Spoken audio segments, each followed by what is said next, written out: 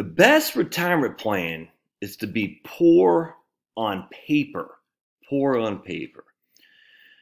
How do you pay taxes? Do you pay tax on equity in your home? No. Do you pay taxes on equity in your stocks? No, not until you sell them and convert them into capital gains. You only pay tax on income you receive. All right, that's it.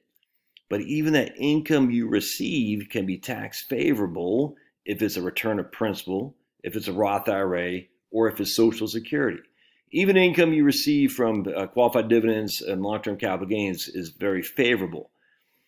But essentially what's happening here, when you receive a stream of income, your taxes are dependent on how much of that income is earnings or interest and how much of that income is return of principal. I hope this makes sense. Earlier today, I did a video where I compared a guy with $1 million in an IRA versus a guy with, I think it's $750,000 maybe in a taxable brokerage account. And I proved it once and for all, that the guy with $750,000 in the brokerage account, in fact, here's the notes right here. The guy with $750,000 in the brokerage account, maybe it was $850,000. I think that's what it was actually more financially secure than the guy with $1 million IRA. The reason for that is simple, because a taxable brokerage account is taxed much, much more favorably than the distributions on an IRA. A lot of you had asked, well, what if it's a Roth? Roth is even better because there is no taxable Roth. Everything's tax-free. So the question that comes to mind is, if I had, for simplicity, $1 million in a Roth IRA, and between Charlotte and I, we had $60,000 a year in Social Security, you know what my taxable income is? A big, fat nothing burger. Nothing. I look like I'm poorer than a freaking guy from Ireland fleeing the Irish potato famine. I am knee-deep destitute. If you put me on a Census Bureau data set, they're going to say, oh my goodness, Josh has no money. I qualify for Medicaid. I could qualify for welfare. Even if I got my house paid off, even if I got over $1 million in net worth and liquid assets, I am poor on paper. So they're not coming after me, man, because they don't tax you on net worth. They don't tax you on equity. They don't tax you on your property. All right, now I mean, property taxes, yes, but they don't tax you on the equity in your property other than the local property tax.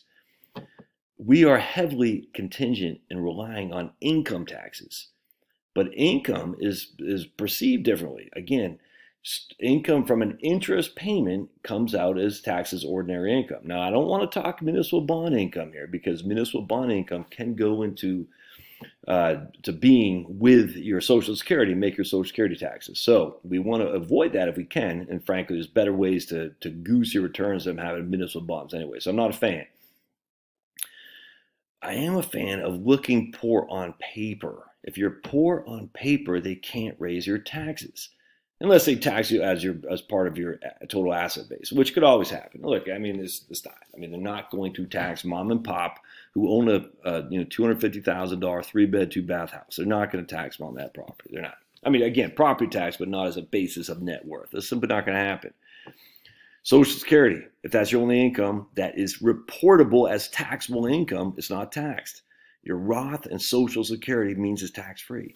But here's the freaking true benefit. So many people get caught up, and I think they make this huge mistake. They say, well, Josh, I'll be better off if I do this and that and this. I'm like, look, basic psychology says I am willing, if I have income today from a job, I'm more able to pay higher taxes today because I'm secure in my job, and it doesn't stress me out as much anymore as it does when I'm retired and don't have income coming in.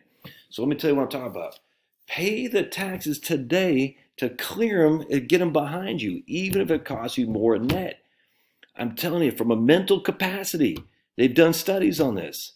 The reason retirees don't spend as much is because they don't have that guaranteed source of income from a job. They don't get the W-2 or 1099 from a salary.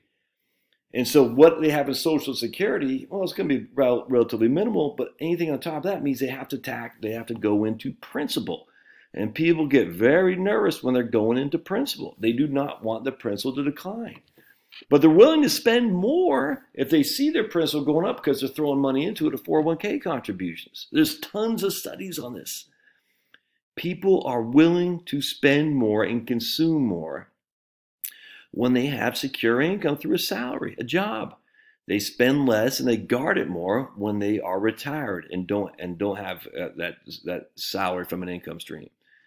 So if you take a guy and you're saying, look, guy, you're going to pay $20,000 when you're working versus $15,000 when you're retired, you should want to pay the $20,000 while you're working, so that way you don't have to pay $15,000 when you're retired. You only have to pay 10, if that makes sense. Because even though you pay less when you're retired, it still is more psychologically damaging because you've got to pay it from assets, which are going to be depleted. And you don't want to see those assets depleting because you can't go back to work. You're too old. So pay the taxes today to get them behind you. But Josh, I'll only be in a 12% tax bracket. You're only going to be in a 12% tax bracket when you retire because you're just living off your principal, but you still are going to be in the tax bracket.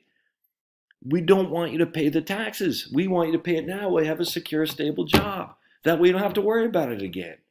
That's why I don't like this whole thing. Like, I got to do these spreadsheets to prove that if I do Roth conversions or I don't do a 401k contribution, I'll pay $100 more in taxes later on today than I would if I did all that. Yes, but you're putting it into the future, and the future is this big unknown. Pay the taxes today to get it behind you. Pay it when you can afford it.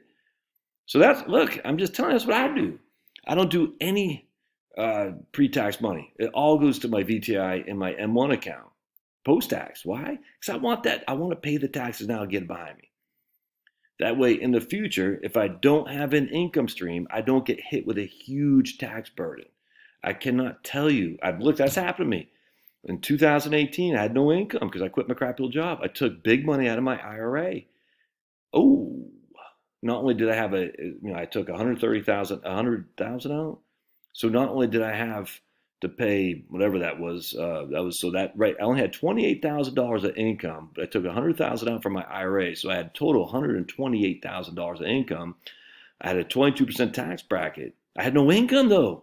So I had to take more out from my IRA to pay the taxes that I had to take the money out to live on. On top of the fact, I had a 10% penalty too. You want to be poor on paper. You don't want to show taxable income. You want to show, you want your 1040 to look like you've got no money. And that way you can qualify for programs too if they're available to you. Look, I'm not saying you should, and I don't like the idea of qualifying for Medicaid if you got the access. I hate that crap. But what I'm saying is we don't want you to have to pay more taxes when you're retired if it meant you paid less when you're working. That does not make sense, man. I'm telling you, from a pure psychological perspective, it's so much better to live in retirement without having to pay taxes, without having to tap into your principal, than to be to try to do these spreadsheets while you're working in order to say, I am maximizing my portfolio when I'm 70 years old. Yeah, but man, you could have just spent a little bit more in taxes today to avoid any taxes in the future. Even if it costs you $10,000 more in taxes today, you don't have to pay those taxes again. Which means even if you only save $8,000 in the future, you're still going to save $8,000 in the future when you don't have a job, when you don't have an income, when you can't go back to work. If the markets decline, you're relying on the markets, all that stuff's behind you. Hope this makes sense. Love to hear your comments. Be poor on paper. That's the best retirement plan you can do. We'll see you.